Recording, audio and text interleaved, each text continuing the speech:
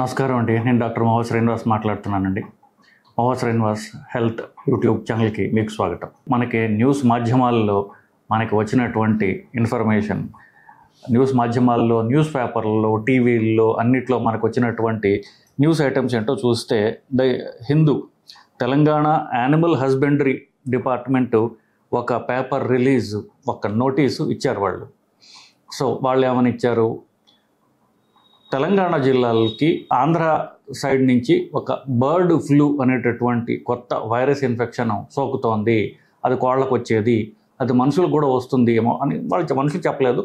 ఈ bird flu అనేటటువంటి infection అది సోకుతోంది, సో ఈ జాగ్రత్తలు మీరు తీసుకోండి ఇది అని చెప్పేసి వాళ్ళు ఒక డైరెక్టరీ ఇచ్చారు, అఫీషియల్గా గవర్నమెంట్ వాళ్ళు ఇచ్చారు. సో అది ఇంకా అప్పుడు మన న్యూస్ ఛానల్స్ ఇవి చూసినట్లయితే సిఎన్బిసి టీవీ 18 వాళ్ళు chicken prices crash amid bird flu scare, bird flu infection వస్తుందని చికెన్ ప్రైసెస్ తగ్గిపోయాయి. సో తెలంగాణ వాళ్ళు ఆంధ్రప్రదేశ్ నుంచి వచ్చేటటువంటి చికెన్ ఇంపోర్ట్స్ అన్నిటిని ఆపేశారు.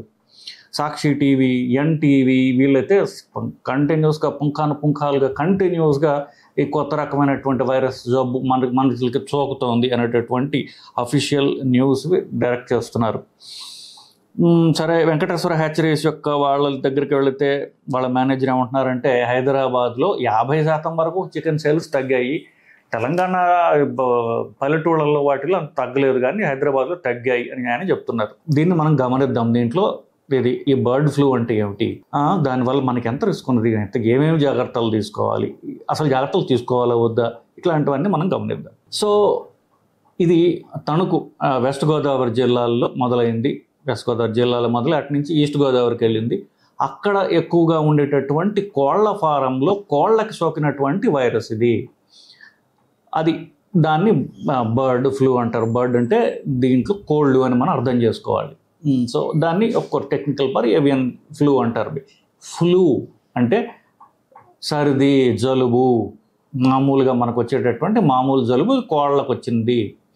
ఈ కోళ్ళకు వచ్చినటువంటి జలుబు, సర్ది ఏదైతే ఉందో మనుషులకు వస్తుందా, మనుషులకు వస్తే మనిషి నుంచి మనిషికి పాకుతుందా అనేటటువంటిది మనం పరిశీలించాల్సినటువంటి అంశం. సో దీని గురించి కూలంకషంగా తెలియకుండా, దాని గురించి కనీసం కాస్త రీసెర్చ్ కూడా చేయకుండా మనం న్యూస్ ఛానల్స్, న్యూస్ పేపర్లు ఇవన్నీ కూడా వన్ సైడెడ్ నెగిటివ్ ప్రచారం చేయడం అనేది అంత కరెక్ట్ పని కాదు, శోచనీయం నిజానికి. ఎందుకు, దాని గురించి మీరు తెలుసుకోండి. కనీసం రెస్పాన్సిబుల్ అంటే ఆ న్యూస్ పేపర్ ఈ న్యూస్ పేపర్ నుంచి ఏమీ చెప్పింది కాకుండా దీని గురించి అమెరికన్ సిఈడిసి అంటారు, సెంటర్ ఫర్ డిసీజ్ కంట్రోల్, ఇంగ్లాండ్లో ఎన్హెచ్ఎస్ అంటారు, నేషనల్ హెల్త్ స్కీమ్, వాళ్ళు దీని గురించి వాళ్ళు ఏమి ఇంతకుముందు రీసెర్చ్ చేసో లేకపోతే ఈ రోగ లక్షణాలు ఏమని చెప్పారు, మనుషులకి ఏమొస్తుందని చెప్పారు గురించి చదివి ఆ తర్వాత దీని గురించి మనం జనాలకు చెప్పడం అనేది బాధ్యత. అది మన బాధ్యత. దీని గురించి ఒకటే నెగిటివ్ సైడ్ చెప్పుకుంటూ పోవటం అనేది పూర్తిగా బాధ్యత రాహిత్యం, జనాల్ని భయభ్రాంతులు చేసేటటువంటి పని ఏదైతే ఉందో అది శోచనీయం.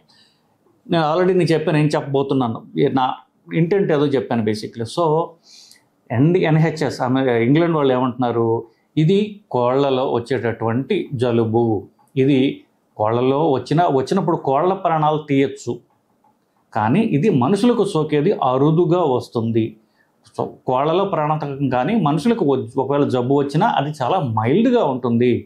దీనివల్ల కోళ్ళకే వస్తే ఎవరైతే కోళ్ళని హ్యాండిల్ చేస్తారో, కోళ్ల ఫారంల్లో పనిచేస్తారో, కోళ్ళని చంపుతారో, కోళ్ళ మాంసాన్ని విక్రయిస్తారో వీళ్ళకి రిస్క్ ఉంటుంది తప్ప ఆ మాంసాన్ని హ్యాండిల్ చేయని వాళ్ళకి అంత రిస్క్ ఉండదు. సో కోళ్ళని హ్యాండిల్ చేసే వాళ్ళకి మాత్రమే రిస్క్ ఉంటుందని చెప్తున్నారు. ఒకవేళ అది వచ్చే రిస్క్ తక్కువ, వచ్చినా ఆ జబ్బు మైల్డ్గా ఉంటుంది. ఇది ఎన్హెచ్ఎస్ వాళ్ళు, ఇంగ్లాండ్ వాళ్ళు వాళ్ళ వెబ్సైట్లో ఉన్నది. మీరు అందరూ కూడా గూగుల్లో బర్డ్ ఫ్లూ, ఏవియన్ ఫ్లూ అని చూడండి, ఎన్హెచ్ఎస్ ఆఫ్ యూకే దాంట్లో ఉంటుంది. ఇది 1997లో ఫస్ట్ కనుగొన్నారు. 2016 నుంచి ఒక రకమైనటువంటి స్ట్రెయిన్ నడుస్తోంది, దాన్ని H5N8 అంటారు. H5N1 అనేటటువంటి మనుషులకు వచ్చేది, ఇది కోళ్ళకు వచ్చేది, కొంచెం పూర్తిగా different strain of the same virus. So నేను చెప్పినట్టుగా ఇది అరుదుగా వచ్చేది, మనుషులకి ప్రమాదకరమైనది కాదు. ఇప్పుడు జ్వరాలు ఉన్నాయి, జ్వరాలు దేనివల్ల ఉన్నాయో కూడా తెలుసుకోవాలి కదా. 600 మందికి వెస్ట్ గోదావరి జిల్లాలో జ్వరాలు వచ్చేసాయి. వాళ్ళందరికీ బర్డ్ ఫ్లూ సోకింది అని చెప్పేసి న్యూస్ మాధ్యమాల్లో మనకు వస్తుంది. అది వైరాలజీ టెస్టింగ్ చేయకుండా ఇది బర్డ్ ఫ్లూని ఎలా చెప్తారు? ఇప్పుడు మిగతా వైరస్లు చాలా ఉన్నాయి. ఇప్పుడు చలికాలం చివరికి వస్తున్నాం. సో ఇప్పుడు లాస్ట్గా చివరిగా వైరస్లు చాలా వస్తాయి. సో వీటన్నిటినీ మనం బర్డ్ ఫ్లూ అని చెప్పడం, భయభ్రాంతులు అవ్వడం, చేయడం ఇవన్నీ కూడా కరెక్ట్ పని కాదు. ఇకపోతే ఇది ఇంతకుముందు చెప్పాను, ఇది ఎవరికి వస్తుంది? కోళ్ళ ఫారంలలో పనిచేసేవాళ్ళు, లేదా కోళ్ళని చంపేవాళ్ళు, కోళ్ళ మీట్ని హ్యాండిల్ చేసేవాళ్ళు, వీళ్ళకి వస్తుంది. సో వాళ్ళు తగినంత జాగ్రత్తలు వాళ్ళు తీసుకుంటే సరిపోతుంది. మిగతా వాళ్ళు ఎవరైతే మీట్ హ్యాండిల్ చేయరో డైరెక్ట్గా వాళ్ళకి సోకే అవకాశం లేదు. మీట్ హ్యాండిల్ చేస్తేనే వస్తుంది తప్ప మామూలు ఫ్లూ, మనుషుల్లో వచ్చిన ఫ్లూ గాలిలో వస్తుంది. వాళ్ళు తుమ్మితే దగ్గితే మళ్ళీ నుంచి మనకు వస్తుంది. ఇది అలాగ రాదు. సో కోళ్ళ నుంచి కోళ్ళకలా వెళ్తుంది తప్ప కోళ్ళ నుంచి మనుషులకి గాలి ద్వారా సోకేది కాదు. సో అది ఫస్ట్ తెలుసుకోవాల్సినటువంటి విషయం. నెక్స్ట్ క్వశ్చను, ఇప్పుడు కోళ్ళని హ్యాండిల్ చేసేవాళ్ళు దగ్గర మనం కొంటాం కదండి, ఆ చికెన్ తిన్న వాళ్ళకి మరి రిస్క్ ఉంటుందా అనేటటువంటిది నెక్స్ట్ క్వశ్చన్. మీకు వండనటువంటి మాంసం, కోడి మాంసం ఏదైతే ఉందో అది దానిలో వైరస్ ఉండే అవకాశం ఉంది. కోడి అది వేసినటువంటి మలము, పెంట ఏదైతే ఉందో అది ఇన్ఫెక్షస్ కావచ్చు. సో ఈ కోడి మాంసాన్ని ఉడకపెడితే అది ఇన్ఫెక్షస్ కాదు. సో మీరు ఇంట్లో వండిన తర్వాత లేదా హోటల్లో వండిన తర్వాత తిన్న చికెన్ మాంసంలో ఈ వైరస్ అనేది ఉండదు.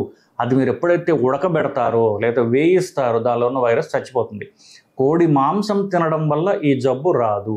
అది మోస్ట్ ఇంపార్టెంట్ పాయింట్. సో బతికున్నటువంటి కోళ్ళు లేదా చంపబడినటువంటి కోళ్ళ మాంసం కానివ్వండి, అంటే కోళ్ళ నుంచి కానివ్వండి, దాని కోడి పెంట కానివ్వండి, గుడ్లు ఏవైతే ఇట్లాంటి ఇన్ఫెక్షస్ బర్డ్స్ ఒకటి గుడ్లు పెడితే ఆ గుడ్లు ఉడకబెట్టకుండా తింటే, అంటే గుడ్డుగా యూజువల్గా ఎవరు తినరు, కొంతమంది బాడీ బిల్డర్స్ ఏదో తింటారు, కానీ యూజువల్గా గుడ్లు ఉడకపెట్టకుండా ఎవడన్నా తింటాడు? ఆమ్లెట్ వేయకుండా ఎవడన్నా తింటాడు? ఎవడు తినరు కదా.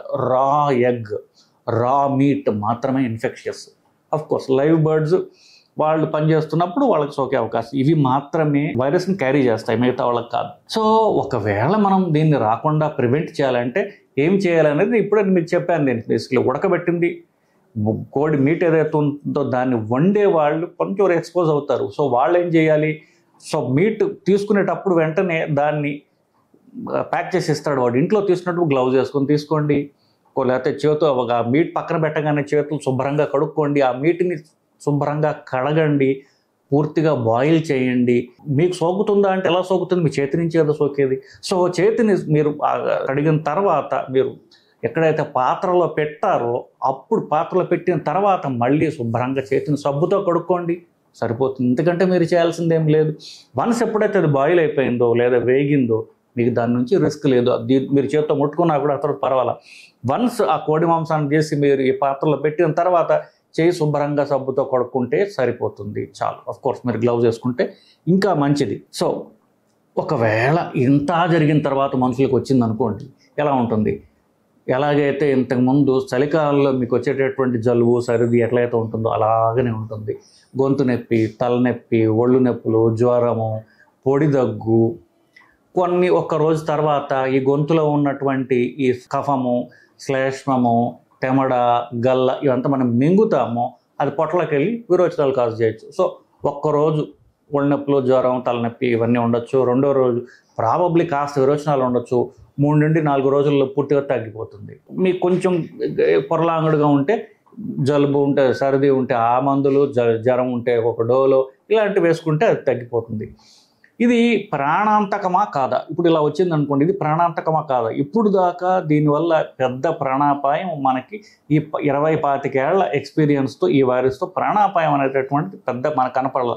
కోళ్ళు చచ్చిపోతాయి, కానీ మనుషులకు సోకిన తర్వాత ఇన్ఫెక్షన్ ఇప్పుడు దాకా రికార్డెడ్ కేసెస్లో పెద్ద ప్రాణాంతకంగా మనకి కనిపించట్లా, మైల్డ్గా వచ్చిపోయే వైరస్ అని మనకి తెలుస్తోంది. సో ఇప్పుడు దాకా నేను చెప్పిన తర్వాత మీకు అర్థమై ఉంటుంది కదా, ఇది ఒక మైల్డ్ వైరస్, మామూలుగా కోళ్ళు చచ్చిపోతాయి. సో మీకు కొలసార్లు కోళ్ళు చచ్చిపోతారని మనం జాగ్రత్త పడవచ్చు కదా, అక్కడే మనకు తెలిసిపోతూ ఉంటుంది. సో ఆ కోళ్ళని హ్యాండిల్ చేసే వాళ్ళకి మాత్రమే రిస్క్ ఉంటుంది. చికెన్ వేయించి తిన్నా, ఉడకబెట్టి తిన్నా మీకు వైరస్ వచ్చే అవకాశం తక్కువ. సో అనవసరంగా భయభ్రాంతులు అవ్వాల్సినటువంటి అవసరం లేదండి. సో నేను చెప్పింది విని కోర్స్ చికెన్ వండే వాళ్ళు మాత్రం కొన్ని నేను చెప్పినటువంటి చిన్న చెయ్యి కడుక్కునేటట్టు ఏమాత్రం జాగ్రత్తలు తీసుకుంటే సరిపోతుంది. సో మీకు ఇంతగా నేను చెప్పింది ఇంకా మీకు అర్థం కాక డౌట్లు ఏమైనా ఉన్నట్లయితే సిడిసి అమెరికన్ వెబ్సైటు, అది అమెరికా వాళ్ళ సెంటర్ ఫర్ డిసీజ్ కంట్రోల్, దాంట్లో ఉంటుంది దీని గురించి ఇన్ఫర్మేషన్. అట్లాగే ఎన్హెచ్ఎస్ అని ఉంటుంది, అది ఇంగ్లాండ్ యొక్క వెబ్సైట్. దీంట్లో కరెక్ట్ ఇన్ఫర్మేషన్ అంతా చెప్పడం జరిగింది, దాన్ని చూడండి. తప్ప న్యూస్ పేపర్లు, టీవీ ఛానళ్ళు వీటిని చూసి అది ఇన్ఫర్మేషన్ కరెక్ట్ అనుకునే, అది వాళ్ళ బయాస్డ్గా ఉంటుంది ఇన్ఫర్మేషన్. అంటే వాడు ఒక సైడ్ చెప్తాడు, ఈ సైడ్ చెప్పడు, రెండు చెప్తే అట్లీస్ట్ బ్యాలెన్స్డ్గా ఉంటుంది.